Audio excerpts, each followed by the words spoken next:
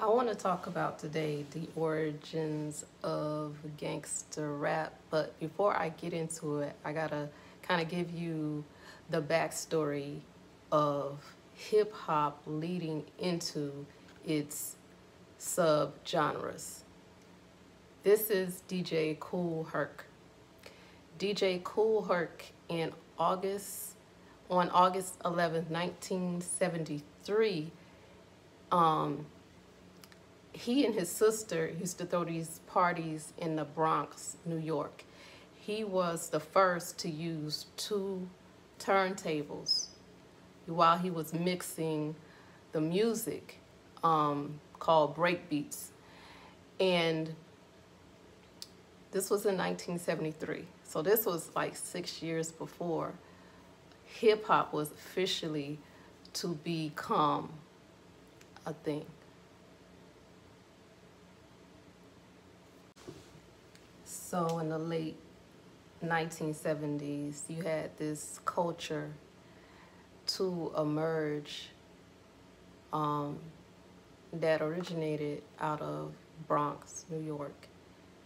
And so you had these young kids that would rhyme to beats and samples, and they created this braggadocious culture, this culture which they talked about things that they didn't have, that would manifest into things that they could have and some of them did obtain. During this time, hip hop was fun, it was competitive, it was message music as well. So it was used as a tool to teach, to spread certain messages. And yeah, it's hip hop. Hip hop has children. That's what I'm gonna call them, baby kids. And so the first kid that would be born from hip hop is a genre called gangster rap. Behind me is a man. He goes by the name of Schoolie D. Back in 1985, he put on record, it was a song called PSK, What Does It Mean? You should Google it and look at the lyrics. So this was the first recorded gangster rap record.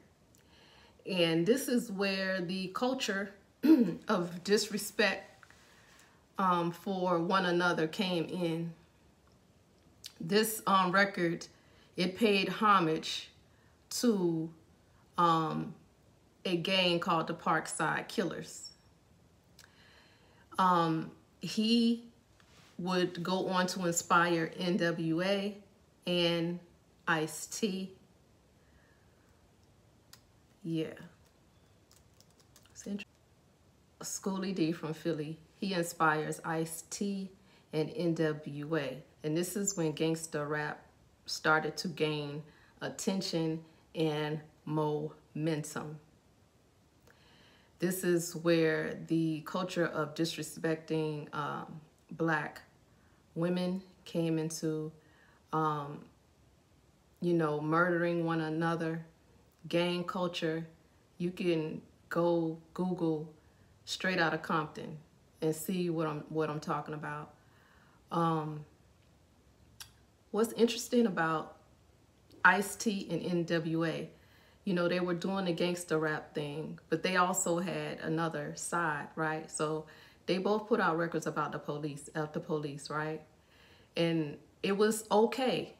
As long as their music was talking about killing other black people and demeaning other black people, no problem.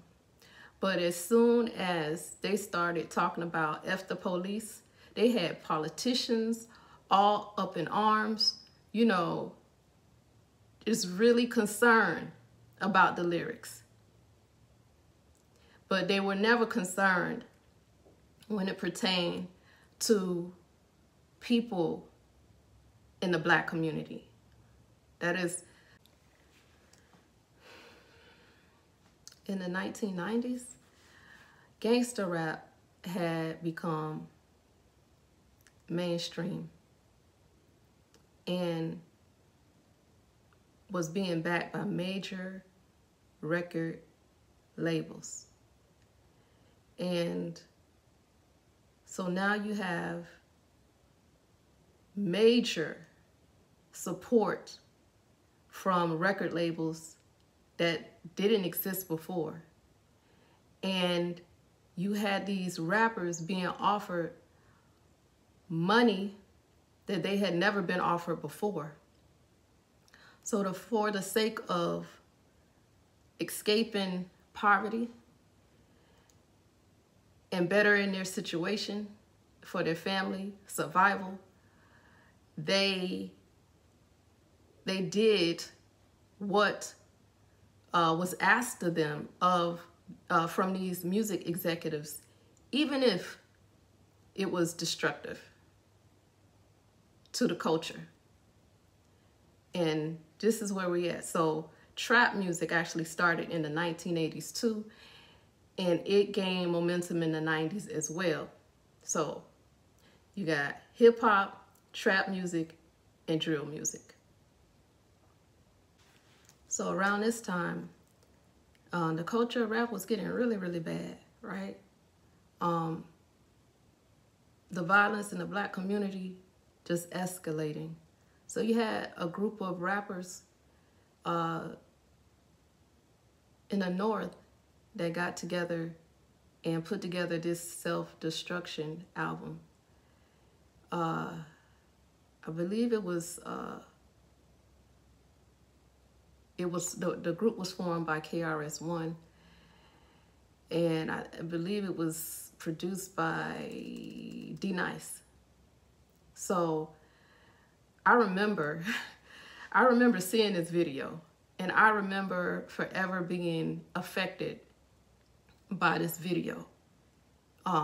It's such an important part of the culture, and what's very sad about it is the lyrics. If you listen to the lyrics of the song, it's very relevant to this day. So you had a group of rappers that got together and were like, hey, we got a problem. Houston, we got a problem. So we're going to get together.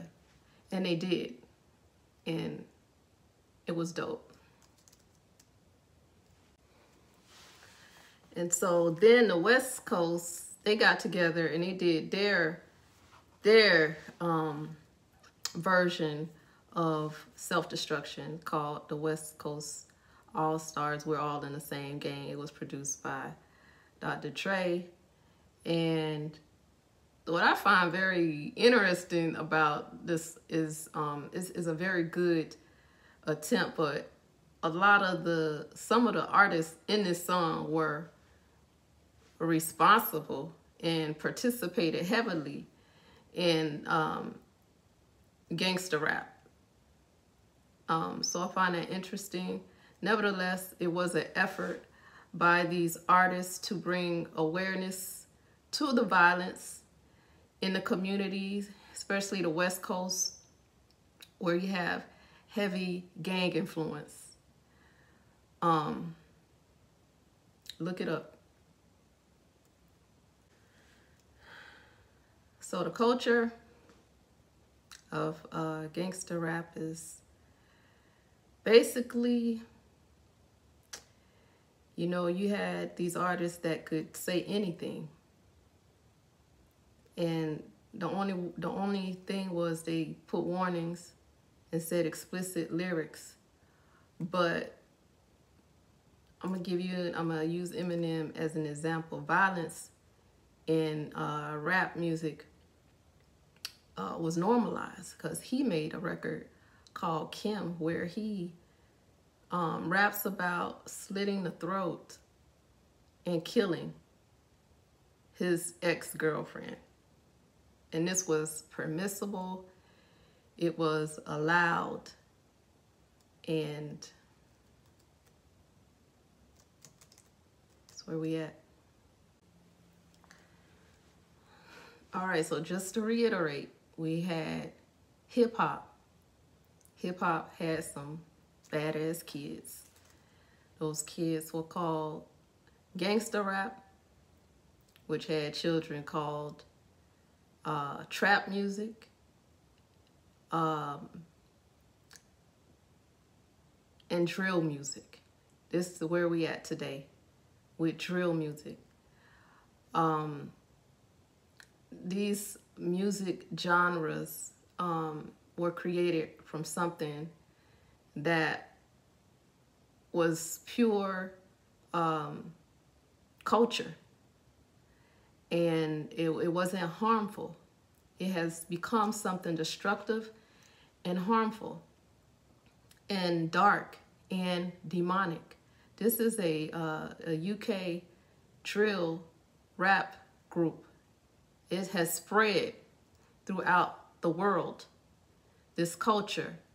And so what I want to say is, we can't look at the young generation and blame them for this culture of music. It started over 30 years ago and has gone unchecked. And that's where we at right now.